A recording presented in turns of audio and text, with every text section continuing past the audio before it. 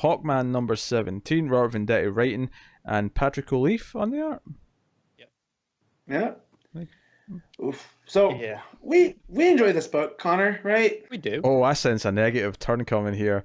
Yeah. At least for me, this issue's fine story-wise, but I feel like something has happened that this story had to get wrapped up quicker than was the original plan, so they could do the Sky Tyrant stuff. I do.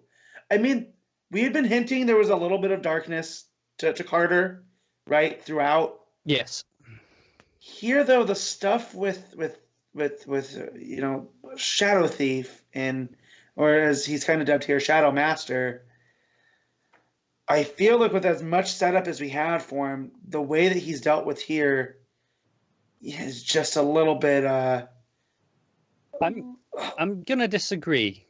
Okay. I will defend it. So we'll talk about just quickly what happens before we get there. Basically, Yeah. Hawkman he's caught up to him and he's there, and Shadow Thief / Master turns his own shadow against him. So Hawkman's been attacked by his own shadow, and he smacks it with the mace, and he feels it because in the shadow realm, you feel whatever happens to your shadow. Which I don't like that, because how is he supposed to beat Shadow Master now? Like, you know what I mean? Like, no, that's fine. I don't have a problem with it too much, but I mean, I think it makes for an interesting dynamic where Hawkman's there wailing on something, and that's Hawkman. The only thing he kind of knows how to do right now is wail on shit. Right. I just felt like it was like you're stacking the odds too much against him.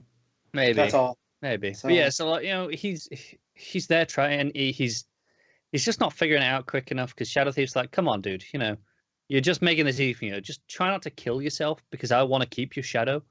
Mm-hmm. But so eventually Hawkman realizes, well, okay, I can't take out the shadow. I have to take out Shadow Thief. So he kind of summons the mace, but he makes it turn into the extra spiked form first. Yeah. And then summons it towards him, so the spike just drives straight through Shadow Thief's back, and it punctures all the way through. Right. And you're like, damn, Carter. That was brutal and vicious. He's there, and even the Shade's like, hey, buddy, like you can't be doing that in here. Yeah, he's there, and he's standing over him with his extra bloody spiky mace, ready to utterly just destroy him. He's like, no, this execution time. I'm not standing for this. And Shade has to come in and stop him.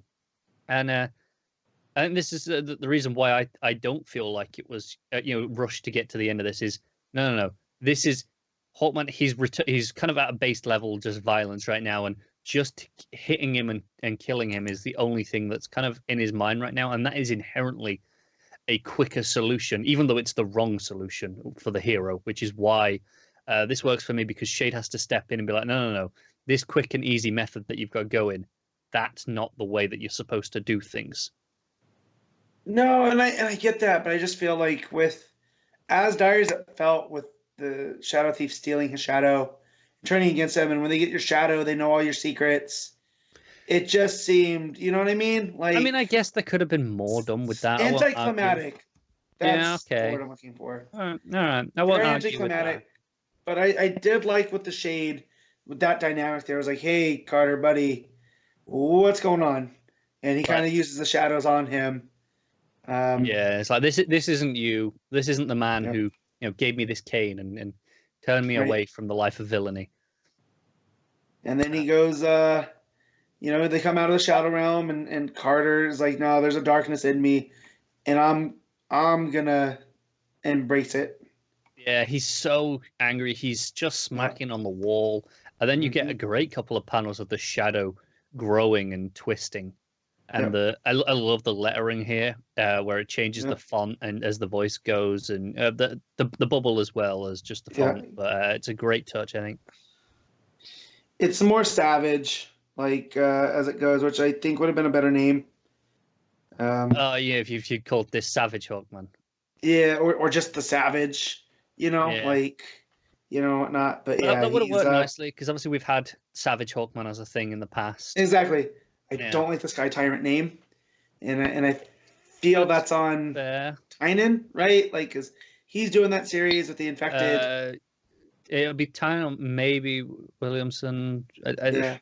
It's hard to say who So- exactly has come up with all of these ideas because they feel so interconnected right now. To be fair, Yeah. But he's definitely Barbarian Hawkman. Like there's a Barbarian vibe to him. yeah. Down to like dreadlocks with caps at the end, and I don't know. It was just it's gotten away from what I really enjoy that he's doing with. Yeah, you know, I agree. This history of feels like Hawkman it's and- going into a detour and to tie into the current stuff. I quite Yeah. like the design of Sky Tyrant. Yeah, design's cool. I'm um, not going to be disappointed with that. I'm interested to see what they do as we do this Secret Six stuff. I am looking forward to after that when we can get back to doing Hawkman, and it'll be doubling down on that atonement stuff that we've been playing with for the first arc because all these lives he's been trying to atone for, and now he's turned into something terrible again. Right. So I think there's a lot of good stuff that can come out of this in the aftermath. Yeah. I'll agree with that. It was just the getting to the Sky Tyrant and seeing here, just like in Supergirl, you have the Doom signal basically. Very much reminds me of the Dark Mark from Harry Potter. It does, doesn't it? Sweet. Yeah. Right. So we're getting all that. So now we know at least 3 here. I don't think this counts as spoilers now that they've showed up in the books. But you got Sky once Tyrant. they're for out, it's fair Hawkman. game. You'll have Supergirl, whatever name she goes with, and now you have, Evil Shazam. Yeah.